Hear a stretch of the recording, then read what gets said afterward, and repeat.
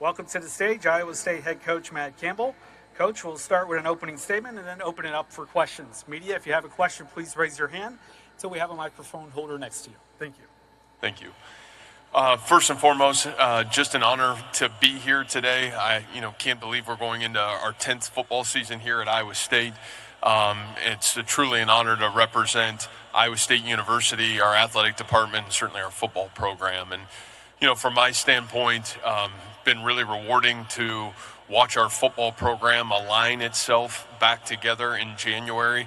And really watch the strain of our young men really go to work on continuing to elevate our football program forward. And we brought 5 tremendous young men here today with us. I'd like to talk a little bit about each one of them really quick. On the defensive side of the football, we brought our senior safety, Jeremiah Cooper, a young man that started for 4 years in our football program, has had a tremendous career. Really coming off another great year as a junior and certainly expecting his best going into his senior year. Senior defensive tackle, nose guard, defensive lineman, Dominic Orange. We feel like Dominic's got a chance to be one of the best players in the defensive line in the country. Really proud of what he's done and continues to do in our football program. Has made unbelievable growth on and off the football field, and certainly proud of who he is. And then junior defensive back, Jontez Williams, coming off 5 interception season from a year ago. Young man, one of the hardest workers in our football program, great young leader in our football program. And then on the offensive side of the football, 2 young men came with us today. Senior 6-year offensive lineman, a young man that's had a tremendous career, 4-year starter the last 4 years, and Tyler Miller has had a tremendous career. You talk about leader of men, one of the great leaders in our football program. And then last but certainly not least is our junior quarterback, Rocco Beck. And Rocco has evolved into one of the best quarterbacks in college football, a guy that has been just a great leader in our locker room, stands for what's right, and certainly really proud of all he stands for and what he does for our football program. So for me, it's been great to align with our coaches. Like I said, these great young men. We've got 18 great seniors and a real great opportunity for Iowa State football to continue to grow itself forward. So with that said, we'll certainly answer any questions you'd have for us. All right, we'll open up the questions to media. Please raise your hand if you have a question. We'll go here, center left. Barry. Yeah, Barry Trammell, Tulsa World. Man, you're talking about Rocco. This is a pretty heavy quarterback league this year. A lot of veterans. Does that just keep you sort of even par? Does that keep you behind the 8 ball? What is having a veteran quarterback this particular year do for you? Yeah, and Barry, I probably don't know enough about everybody else in this conference from that perspective, but I do know about Rocco. And I know what he's proven, not just last year, but the last 2 years. I'd say in a lot of ways, he's the reason why our football program has clawed back to where we are right now. And, I thought he had an incredible redshirt freshman year, came onto the scene and really had a great year, in 23. And then for him to have the maturity and honestly the leadership to do what he did last year was really special. I mean, the moments that he was able to play, especially when you look at, late in the game, what he was able to do in some critical moments, the ability to extend plays, make the winning plays, really special. And so from our end of it, every time we've had a guy like that, it's given us a chance to reach our full potential as a football team and a program. And, I think Rocco's leadership is as special as what I've seen or been around from a quarterback. So we're really proud of him. And obviously we've been really fortunate to have some great quarterbacks at Iowa State. We're going to go to the center left, far back. Good morning, Coach. I'm Melissa Cooper with the Fort Worth Star-Telegram. So the Big 12 has changed a lot. You've seen teams leave the conference. You've seen new teams come in. But how does that impact the way that you recruit players, either from the transfer portal or high school players, in terms of illustrating that level of competition that players can expect? Yeah, that's a unique question for sure, especially in our landscape today. I think probably the great thing about Iowa State football is we really haven't changed. And, I think from our end of it, we've certainly put a priority on recruiting high school student athletes into our football program and developing those young men and keeping those young men in our football program. And over the last 10 years, it's probably been the pillar of our success. Now, Also, certainly identifying, using other resources to get player acquisition, whether it's been the transfer portal. At one time it was graduate transfers. We've always tried to use every resource to build the best team year in and year out to help our team be the best. But I think what we've always tried to do is never flinch from the standards that it takes to play in our program. And it's probably the one nice thing about being at one place now for 10 years is we know who fits. We know what works in our football program. We say all the time, our kind of guys, OKG, who fits Iowa State football. And it's really helped us be able to navigate the player acquisition process and certainly find the right young men for our program. Gentleman standing center left. Hey, Matt. Kellis Revenet here with the Kansas City Star. You've got an unusual season opener with Kansas State and Ireland. It's early. It's in a different country. What kind of preparations are you asking your kids to do to get ready for that? Yeah, certainly a unique challenge, when you look at the start of the college football season.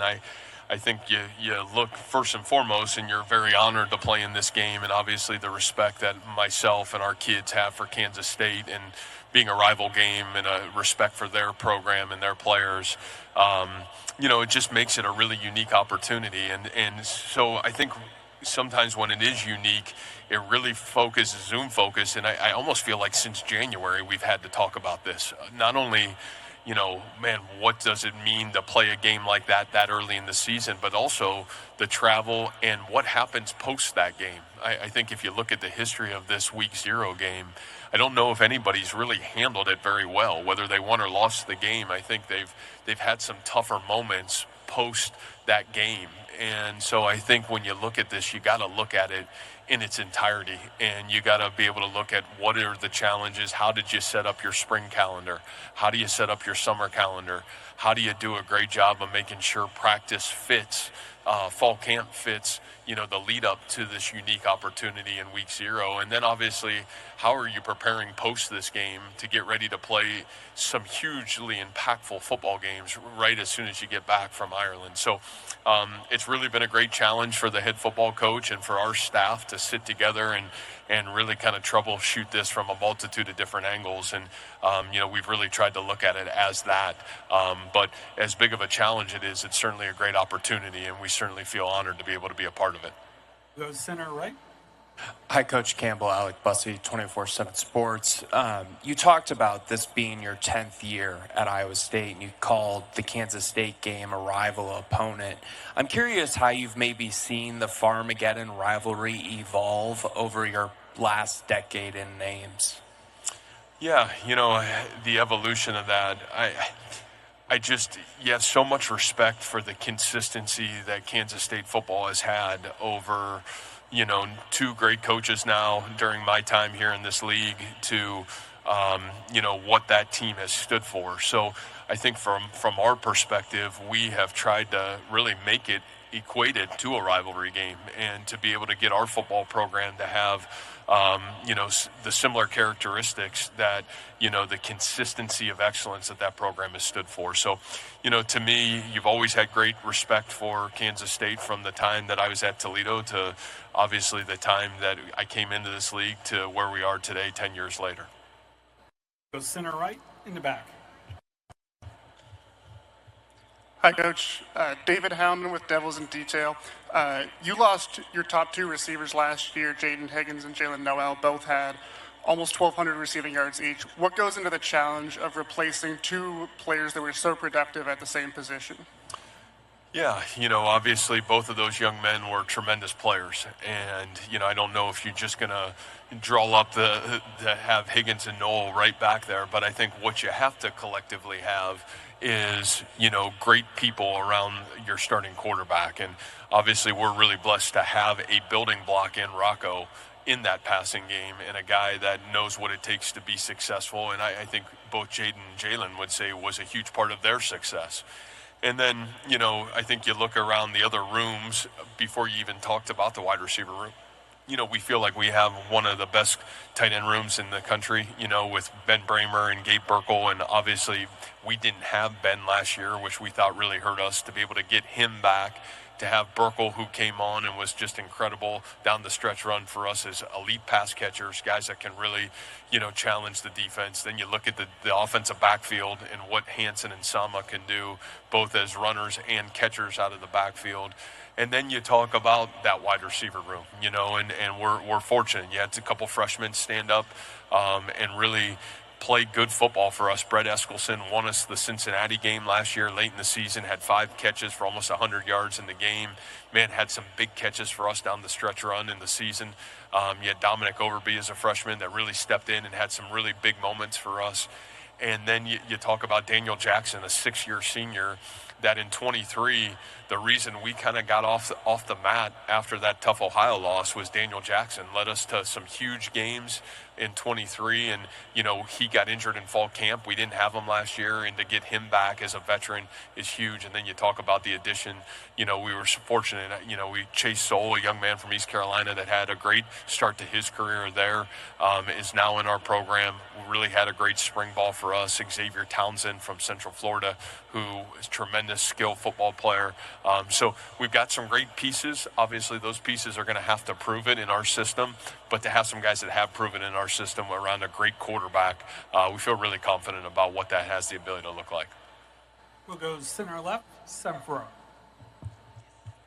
JT Wistersill, Locked On Utes. Coach, so often you see teams rarely make it back to the Big 12 title game for a second year in a row. What is it about this conference that makes it so challenging to do that? And how do you feel your team is ready to try and make it back to that game with a different result?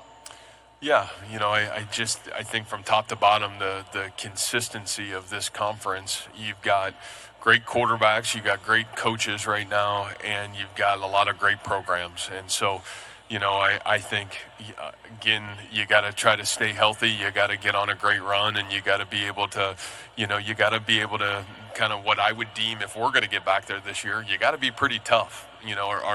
We've changed a lot of things in football, but the one thing you haven't changed is, are you tough enough? And, that toughness isn't just physical, sometimes it's mental too.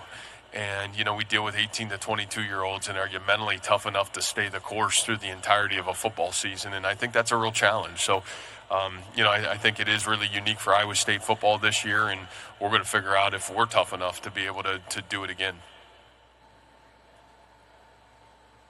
Okay, Coach. Thank you for your time today, and good luck this season. Thank you.